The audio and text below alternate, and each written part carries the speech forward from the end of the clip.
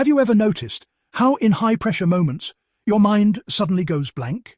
Like, you know what to do, but in that exact moment, everything feels out of control. Maybe it's before an interview, or while speaking in front of people, or during a situation where the stakes just feel too high. Now, let me ask you something. What if staying calm under pressure wasn't talent, but a trainable skill? Welcome to Mind Matters Expert. In this video, we're not just talking about theory. I'm going to walk you through 6 powerful psychological tricks in a way that you can actually use in real life, step by step. And as you listen, I want you to imagine yourself in your next high-pressure situation, and notice how these techniques start to fit into your life. Let's begin. Now, let's start with something simple, but incredibly powerful. The moment pressure hits, your body switches into survival mode. Your breathing becomes shallow, your heart rate increases, and your brain prepares for danger. Now, here's a question for you. Have you ever noticed your breathing getting faster when you're stressed? That's your signal.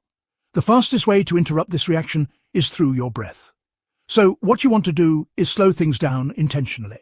Inhale through your nose for 4 seconds, hold that breath gently for 4 seconds, and then exhale slowly through your mouth for 6 to 8 seconds. Repeat this cycle for about a minute or two. And as you do this, you'll notice something subtle. Your body begins to relax, your mind starts to clear, and you regain control. Now, picture this in real life. You're about to walk into an interview room. Instead of scrolling your phone or overthinking, you step aside, you breathe like this, and you reset your system. It's simple, but incredibly powerful. Now, let me ask you something interesting. What if the feeling you call nervousness is actually excitement in disguise? Here's something most people don't realize. Your body reacts almost the same way to fear and excitement. The same racing heart, the same adrenaline, the same energy. The only difference is the story you tell yourself. So here's the shift. Instead of saying, "I'm nervous," you say, "I'm excited." In the moment, notice the thought, "What if I mess this up?" and replace it with, "This is my chance to show what I can do." Repeat it internally, or even quietly out loud. At first, it might feel a bit strange, but your brain adapts faster than you think.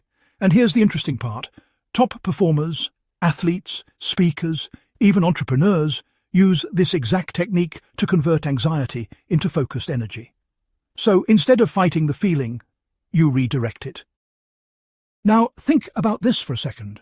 How much of your stress actually comes from things you can't control? Pressure becomes overwhelming when your mind drifts into uncertainty. What if I fail? What will people think? What if this goes wrong? These thoughts drain your energy because you can't control them. So here's a powerful shift. Move your attention from outcomes to actions. Take a moment, either mentally or on paper, and divide everything into 2 categories: what you can control and what you cannot control. Then make a decision. Only act on what's in your control. Think about a real-life example. If you're preparing for an exam, you can't control the exact questions or the difficulty level. But you can control your preparation, your revision, and your focus. And when your attention stays there, your anxiety naturally starts to drop. Now, let me ask you something honestly. Have you ever felt so overwhelmed that your thoughts just wouldn't slow down? That's when your mind is stuck in the future, and you've lost connection with the present moment. This is where grounding becomes powerful. And here's how you do it. You slowly bring your attention to your senses. You name 5 things you can see, then 4 things you can feel, then 3 things you can hear, 2 things you can smell, and 1 thing you can taste. Take your time with each step. Don't rush it. What happens here is something really interesting. Your brain shifts from panic mode to awareness mode, and in real situations, like right before speaking in public or during an intense moment. This simple method can quietly bring you back to control within minutes. Now, imagine this with me. You're about to enter a high-pressure situation, but instead of fear, you feel ready. Why? Because in your mind, you've already been there. This is where visualization comes in. You find a quiet moment, you close your eyes, and you imagine the situation in detail. You see yourself staying calm, speaking clearly, acting confidently, and handling challenges smoothly. Make it as real as possible. Feel it. Because your brain doesn't fully distinguish between real and vividly imagined experiences. So it starts treating this situation as familiar instead of threatening. That's why athletes use this before competitions, and executives use it before major presentations. It builds confidence and reduces fear of the unknown. Now, let's pause for a second. When you're under pressure, do you tend to rush? Most people do. They talk faster, move faster, think faster, and that's where mistakes begin. So here's a simple but powerful shift. Do the opposite. Slow everything down on purpose. Speak just a little slower, maybe 10 to 20%. Pause before you respond. Move with intention, not urgency. And something interesting happens when you do this. In conversations, meetings, even conflicts, you start to appear more confident, more composed, and more in control. And the best part? You don't just look calm. You actually start to feel calm. Now, before we wrap this up, let me ask you one final thing. Are you only trying to stay calm when pressure hits, or are you training for it daily? Because here's the truth. You can't always control when pressure shows up, but you can prepare yourself ahead of time. Simple daily habits make a huge difference.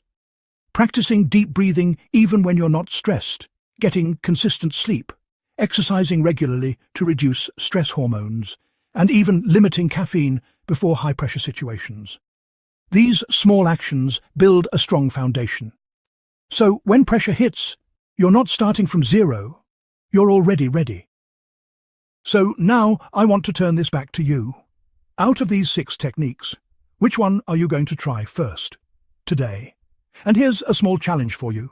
The next time you feel pressure building, pause and ask yourself, am I breathing too fast? Can I turn this into excitement? What is actually in my control right now?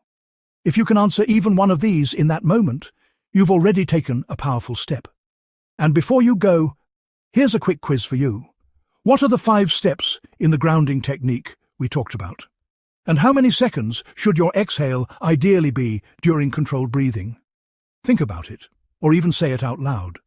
Because the more you engage, the more it stays with you. And if this helped you see pressure in a new way, then you're going to love what's coming next. So go ahead, like this video, share it with someone who needs it, and subscribe to Mind Matters Expert for more simple, practical tools that help you stay calm, think clearly, and perform at your best, even when it matters most.